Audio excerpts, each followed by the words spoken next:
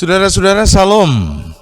Hari ini kita akan melanjutkan kegiatan pekan keluarga yang dilaksanakan di rumah tangga kita masing-masing.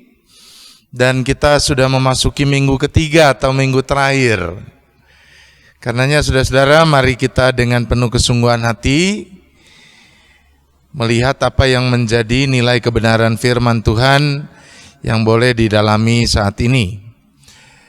Anak-anak, remaja, pemuda, kaum ibu, bapak, dan juga sepuh, marilah kita bersama membaca dan merenungkan kitab Amsal pasalnya yang ke-14, ayatnya yang ke-11 sampai ayatnya yang ke-18.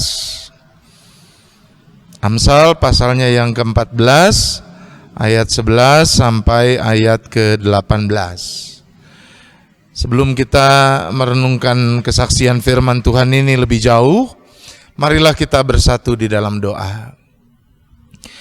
Terima kasih ya Allah untuk kasih setiamu yang senantiasa melingkupi kami, menyertai kami dalam hidup ini. Masih di dalam sukacita kami menyongsong hari ulang tahun ke-86 gerejamu, Gereja Kristen Pasundan. Kami kembali melaksanakan kegiatan pekan keluarga. Di rumah tangga kami masing-masing, kami akan menggumuli kebenaran firman-Mu dan hendak menghadirkannya di dalam keseharian kami.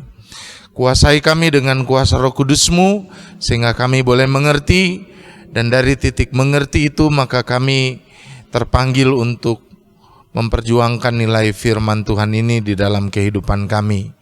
Tanpa bimbingan-Mu, tanpa tuntunan-Mu, kami tidak akan mampu melakukannya. Ya Roh Kudus, hadirlah dan penuhilah kami dengan kuasa-Mu. Amin. Amsal pasalnya yang ke-14, ayatnya yang ke-11 sampai ke-18. Begini bunyi kesaksian firman Tuhan. Rumah orang fasik akan musnah, tetapi kemah orang jujur akan mekar. Ada jalan yang disangka orang lurus, tetapi ujungnya menuju maut. Di dalam tertawa pun hati dapat merana, dan kesukaan dapat berakhir dengan kedukaan.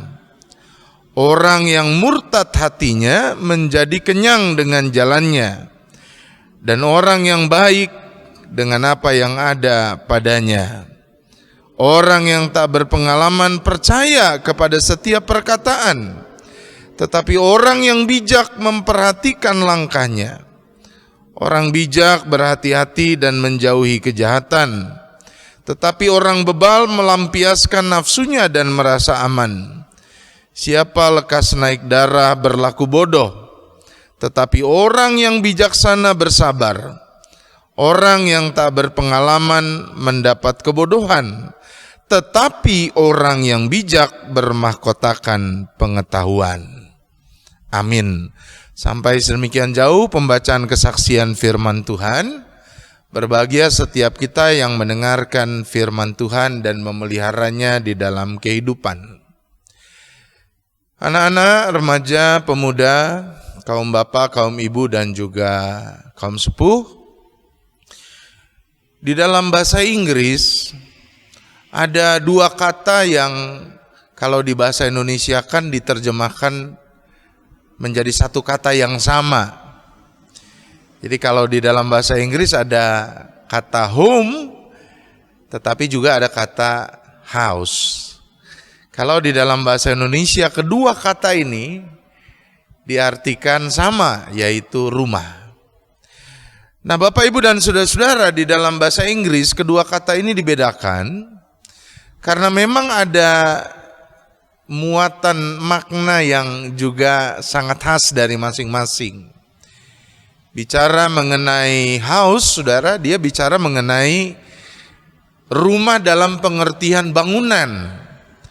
Rumah dalam artian fisik, saudara, di mana ada tembok-tembok di dalamnya, ada kamar-kamar, ada banyak sekali peralatan-peralatan rumah tangga yang menopang seseorang atau sebuah keluarga untuk bisa hidup di dalamnya. Tetapi saudara-saudaraku yang terkasih, haus bagaimanapun juga adalah benda mati. Karenanya saudara, makna yang lebih dalam muncul pada kata home. Makanya saudara, ada frasa home sweet home. Karena home, saudara-saudara, tidak memaknai rumah hanya sebagai sesuatu yang sifatnya fisik, tetapi rumah dalam arti ada kehangatan di dalamnya. Ada orang-orang yang mencintai kita di dalamnya dan siap juga untuk kita cintai. Home itu artinya saudara, ada tempat bagi kita berdiam dan merasakan keteduhan. Sementara di luar, di dunia ini saudara, kita mengalami begitu panas teriknya pergumulan oleh karena arus yang begitu besar dari dunia. Home, saudara-saudara, mengisyaratkan ada cinta di dalamnya. Nah, Bapak Ibu dan saudara-saudaraku yang terkasih, kitab Amsal pasalnya yang ke-14 ini tentu kita pahami adalah perkataan bijak dari seorang raja yang secara khusus mendapatkan karunia dari Allah berupa hikmat, berupa pengetahuan yang luar biasa tentang hidup yang benar, hidup yang berkenan kepada Allah. Raja itu adalah Salomo. Saudara, di dalam pasal yang ke-14 ini, Salomo dengan gamblang menjelaskan mengenai bagaimana jalan hidup orang benar. Apa artinya orang benar? Orang benar itu saudara, orang yang tahu apa yang Allah kehendaki, apa yang Allah inginkan, apa yang Allah kemudian hadirkan sebagai tuntunan bagi kita.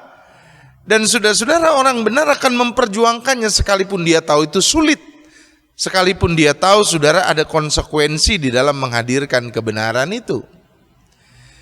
Sementara saudara, di dalam Amsal 14 ini saudara, maka Raja Salomo juga mengungkapkan bagaimana jalan orang fasik. Orang fasik itu saudara tahu apa yang benar dari Tuhan, tahu apa yang dikehendaki oleh Allah, tahu apa yang menjadi tuntunan Allah, tetapi mengabaikannya dan hidup menurut keinginannya sendiri dan juga arus dunia ini. Jadi saudara-saudara, ada dua hal yang saling bertentangan. Hidup orang benar dan hidup orang fasik. Dan saudara-saudara, Salomo dengan sangat bijak mengungkapkan perbedaan langkah hidup orang benar dan orang fasik itu dari hidup berkeluarga.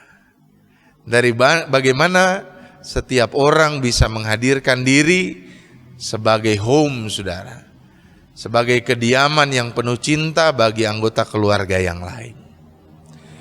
Nah, saudara-saudara, ada beberapa hal yang kemudian dijelaskan oleh Salomo berkenaan dengan hidup orang benar. Dan tentu kalau bicara tentang hidup orang benar, maka kebalikannya lah hidup orang fasik. Yang pertama, Bapak Ibu dan saudara-saudara yang terkasih, ciri dari sikap hidup orang benar di dalam kehidupan keluarga atau rumah tangganya atau home-nya tadi, maka orang-orang yang benar ini akan selalu menghadirkan kejujuran, mengedepankan saudara-saudara apa yang kemudian menjadi kebenaran dan keadilan Allah. Karenanya Bapak Ibu dan saudara-saudaraku yang terkasih, apa yang dihadirkan oleh mereka di dalam kehidupan bukan kebenaran menurut selera mereka, tetapi betul-betul sesuai dengan apa yang menjadi standar Allah. Dan inilah yang kemudian mewarnai kehidupan mereka. Lalu yang kedua, Bapak Ibu dan saudara-saudaraku yang terkasih, di dalam hidup orang yang benar, di tengah keluarga mereka, di tengah rumah tangga mereka, selalu ada semangat untuk menyediakan diri menjadi sahabat bagi anggota keluarga yang lain. Nah, inilah saudara-saudara yang kemudian membuat setiap orang kerasan. Kita belum tiba di surga, tetapi sudah merasakan surga lewat apa yang menjadi sikap orang-orang yang ada di keluarga kita. keterbukaan mereka untuk menjadi sahabat. Kebalikannya saudara, rumah bisa juga jadi neraka sebelum kita berada di neraka. Karena tadi sikap tidak bersahabat dari anggota keluarga yang lain. Bersahabat itu saudara sebetulnya juga tidak terlalu rumit. Bisa dimulai dengan kesediaan mendengar saudara. Di tengah hidup yang sibuk, di tengah hidup yang penuh aktivitas, rasanya kita kemudian harus mulai lagi menyediakan diri mendengarkan anggota keluarga yang lain dalam pergumulan mereka. Harus ada porsi untuk itu. Selain kita juga tentu pada kesempatan yang lain butuh untuk didengar juga. Orang Yahudi saudara-saudara punya pameo yang sangat menarik. Mereka bilang begini saudara, there must be one reason why God gave us 2 ears and 1 mouth. Mereka katakan pasti ada sebabnya tuh, kenapa Allah berikan kepada kita telinganya 2 tetapi mulutnya 1. Maksudnya supaya lebih banyak mendengar. Nah, jadilah sahabat yang baik di tengah keluarga kita, sekalipun kita memang sudah sibuk di tengah hari-hari kita, untuk menjadi sahabat yang mau mendengarkan anggota keluarga yang lain. Nah, yang ketiga Bapak Ibu dan saudara-saudaraku yang terkasih, setiap orang harus mampu untuk mengendalikan diri. Setiap orang harus kemudian mampu untuk berhati-hati dalam langkahnya. Berhati-hati saudara di dalam sikapnya, di dalam ucapannya. Karena itu saudara, kalau orang berhati-hati, mampu mengendalikan diri, maka dia tidak akan serampangan. Ketika dia kemudian bertindak, berucap saudara, dia akan mempertimbangkan dengan sangat dalam apa yang bisa menjadi respon anggota keluarga yang lain. Nah, kalau demikian saudara-saudara, maka kita akan bisa saling menghargai dan saling menghormati.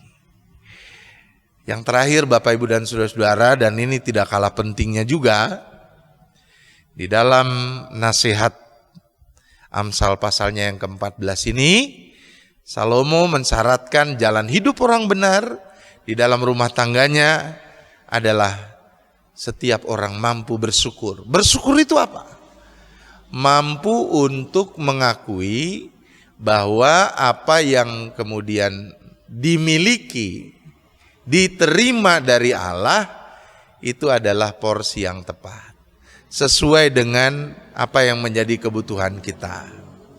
Karenanya saudara-saudara, kalau sikap ini muncul, hidup kita akan selalu dihiasi dengan kesukacitaan.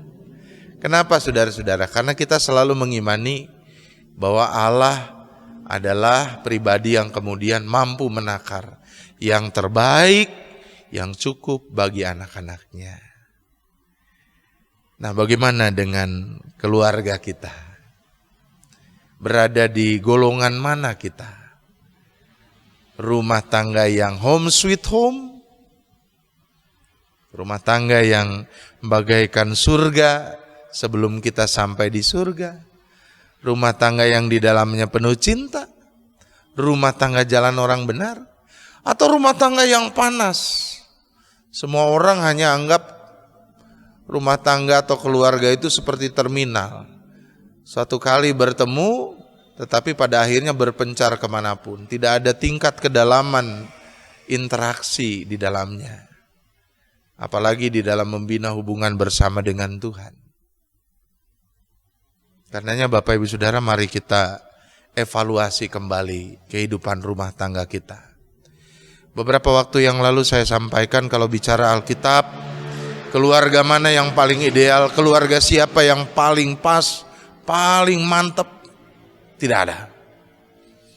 Keluarga siapapun di dalam Alkitab banyak cacatnya. Tetapi saudara-saudara, bicara soal nilai-nilai seperti apa yang kemudian harus dihadirkan dalam hidup berkeluarga, maka Alkitab banyak berbicara. Karenanya kenyataan itu bersuara kepada kita, mengajak kita untuk mengoperasi terus-menerus keluarga kita. Belajar terus-menerus untuk menjadi keluarga orang benar. yang jalan hidupnya sesuai dengan kehendak Allah, yang di dalamnya selalu ada home sweet home, ada cinta, dan di dalamnya selalu ada kesediaan untuk menerima anggota keluarga satu dengan yang lain. Terpuji nama Tuhan.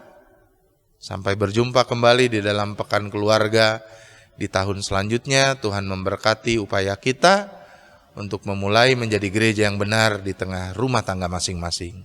Amin. Mari kita berdoa.